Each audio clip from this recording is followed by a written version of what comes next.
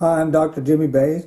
I normally bring videos of organizational development or leadership, but today I want to talk to you about the life of Louie Zamperini.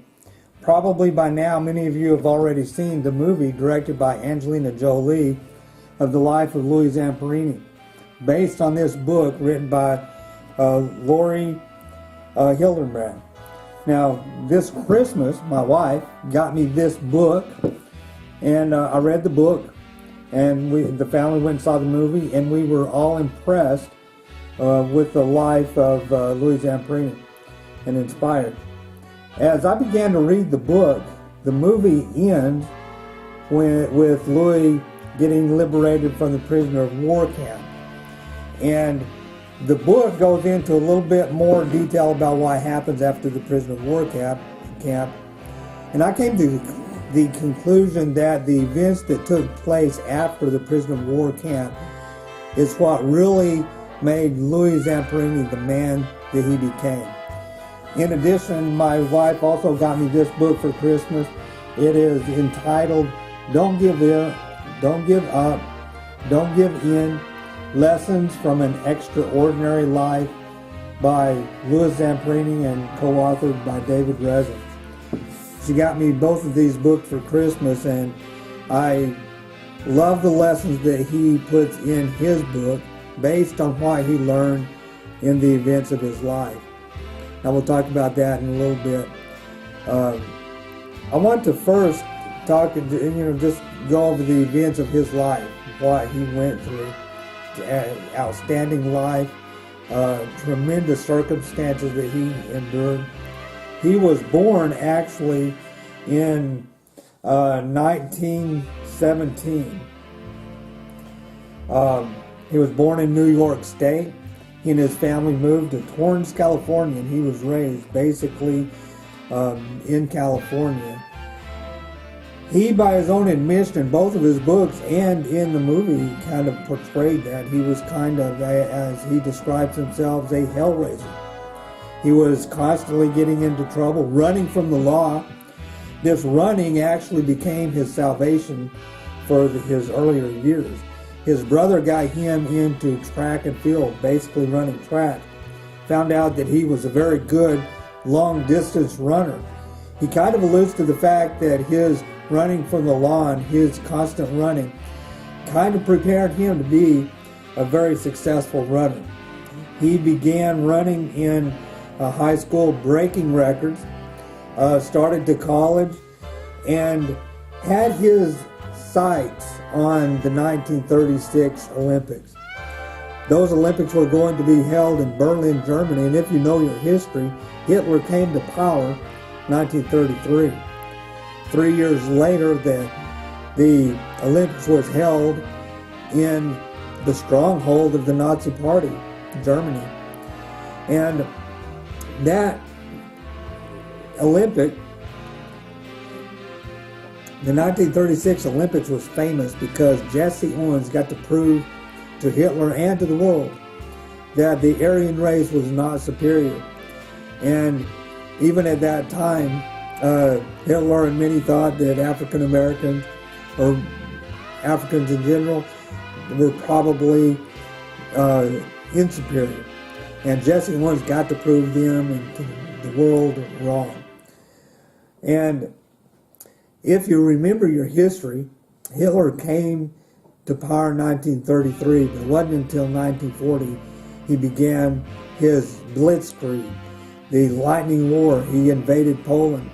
He overtook France. Italy became an ally.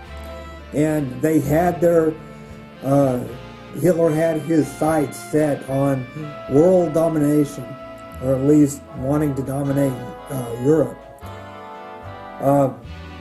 1940 began the Battle of Britain, and he began to take aggression over Britain. America still hadn't entered the war, even with the pleas from Churchill. America wanted to stay out of the war as long as they could. Many believed that war was inevitable, but many believed that America should stay out of the war until 1941, when the Japanese bombed Pearl Harbor and thrust America into the war. Now, Louie joined the Army months before Pearl Harbor, so he was already in the Army when the Japanese attacked Pearl Harbor. He wanted to become a pilot, but was disqualified from becoming a pilot, so he became a bombardier. He's the one that flies with the crew and actually drops the bombs. He pushes the button or throws the lever, whatever, to drop the bombs. In 1943, he and his squad, his plane crew, was sent on to a rescue mission. During this rescue mission, his plane had mechanical difficulty and ended up crashing into the ocean. The movie depicts his time on the ocean and then his time in the POW camp when he was actually rescued some 40 days, I believe like 47 days later. He was rescued by the Japanese Imperial Army, if you can call that a rescue. It's kind of like jumping out of the pan into the fire. And that's literally what it was, because as bad as it was, they were near death. In fact, one of his crew members died and they had to bury him at sea. So there's only two that made it from the crash. And as bad as that was, his experience, though being alive, his experience in the prisoner of war camp was horrible. It was horrendous. The book goes into greater detail. The movie does a good job about depicting Louis' stay in the prisoner of war camp, but the book goes into a little bit more detail, and the emotions of that trial, that situation comes through in the book a lot better than the movie. So I urge you, if you're a reader at all, get this book. It'll be worth it. He was not liberated from prisoner of war camps until after the war was over. In 1945, the war came to an end in Europe. About 3 months later, 2 or 3 months later, the Japanese surrendered after the bombs were dropped on Hiroshima and Nagasaki. The atomic bombs were dropped, and the war came to an end. It took several months for the prisoner of wars to get taken home. There were just so many of them. The country was in chaos and turmoil. There was a lot of logistics. First, they had to be airdropped a lot of food because they were starving to death. I mean, the book goes into greater detail about him getting home. They made it to the Philippines, stayed there for a few days, and then finally he was reunited with his family in San Francisco. There had been reports about his death. His family heard that he might be alive, but there was just no way to know. And so they really wasn't convinced that he was alive until they actually saw him and were able to be reunited with his family in San Francisco. Now, after the war, Louis had some college. He didn't have a degree. Running track was really not an option. He had injuries left over from the prisoner of war camp that he really didn't feel like he could pursue running anymore. Didn't have a degree, didn't have job prospects. All of a sudden, all these American soldiers coming back home, people in the industry making bombs and all those things. Now they were going back and looking for jobs. So it was a tough time in America. Louis didn't have any direction. He didn't know what he was going to do. He used his celebrity for a while for him to get by. He began dealing with anxiety and depression, worry about the future. So it was a difficult time for him. A little bit of sunshine came when he met Cynthia Applegate. I believe that's her name. Cynthia Applewhite. And she was from a wealthy family in Florida, not too crazy about her and Louis getting married. However, they did They married in 1946. But his struggles continued. He was having nightmares.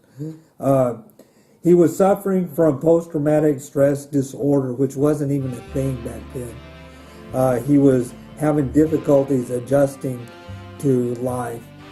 And it was getting so bad that Cynthia had gone back home. She was contemplating getting a divorce. And however, she went back home, and when she was back in California, she went to a tent meeting, and she actually got saved and gave her heart to the Lord. The young evangelist that she heard that day was none other than Billy Graham. It took her a few days to convince Louie that he needed to go. Eventually, Louie did go and hear the young man. I want to read just an excerpt from her book about this experience. Page 382, Laura Hildebrand writes, "What God asks of men," says Billy Graham, "is faith. Man's invisibility is the truest test of that faith. To know who sees him, God makes himself unseen." Louis shone with sweat. He felt accused, cornered, pressed by a fanatic urge to flee. Graham asked for heads to be bowed and eyes to be closed. Louis stood abruptly and rushed to the street, towing Cynthia behind him. As he reached the aisle, he stopped. Cynthia, the rows of heads bowed, the sawdust on the floor, the tent around him, they all disappeared. A memory long beating back the memory from which he had run was upon him. Louis again was on the raft. There was the gentle Phil crumpled up before him, Mac's breathing skeleton, the endless ocean stretching away in every direction, the sun lying over them, the cunning bodies of sharks waiting and circling. He was a body on a raft, dying of thirst. He felt words whisper from his swollen lips. It was a promise thrown from heaven, a promise he had not kept, a promise he had allowed himself to forget until just that instant. "If you will save me, I will serve you forever." Then, standing under the circus tent on a clear night in downtown Los Angeles, Louis felt rain falling. It was the last flashback that he would ever have. Later, she writes, the next morning he awoke feeling cleansed. Now, I can't speak to the life that Louis lived after he got saved. I know that he wrote this book, Lessons That He Learned, and this is very inspirational to me. I believe that experience is what made Louis. I don't think that the movie would have been made, the books have been written, had he had not had that experience that night when he answered or renewed that commitment to God. If God would save him, he would serve him the rest of his life, and he did. I want to read some of the lessons that he learned in the contents of this book. He has them broken down into sections from what he learned in his life experiences. Running for your life, his experience early on. He writes that the family rules. He writes, anyone can turn around their life. He writes, recognition is self-esteem. And it's not how you win, it's how you lose. And finally, a race isn't over until it's over. He has a section on being prepared. Preparation determines your survival. Trust what you know. keep your mind sharp. And I believe this is extra powerful. He took a class when he was in college, and he was told that the brain is like a muscle and that it needs to be exercised or it will atrophy. He remembered that lesson when he was in the prison of war camp, and he continually exercised his mind and engaged those around him to exercise their minds. And this is one of the things that helped him through his prisoner of war experience. Then he writes, "Don't forget to laugh." In the section entitled "Don't Give Up and Don't Give In," he writes, "You are the content of your character." He also writes, "Never let anyone destroy your dignity. Hate is a personal decision." And then he writes about the true definition of the hero. And I believe one of the most helpful sections is attitude is everything. And that is a life lesson that we all have to learn. You must have hope. Don't ask why, ask what's next. You choose how to view your fate and the secret of commitment. He goes on writing about various lessons that he learned in the events of his life. It is a very good book. For those of you who don't like to read, this is a good book. All of the sections are divided into 2 or 3 page sections. It's very readable. If you like to read in short spurts, it's very readable and very inspirational, so I would suggest to get it. Louie Zamperini, The Life Lived Unbroken, an inspiration to us all.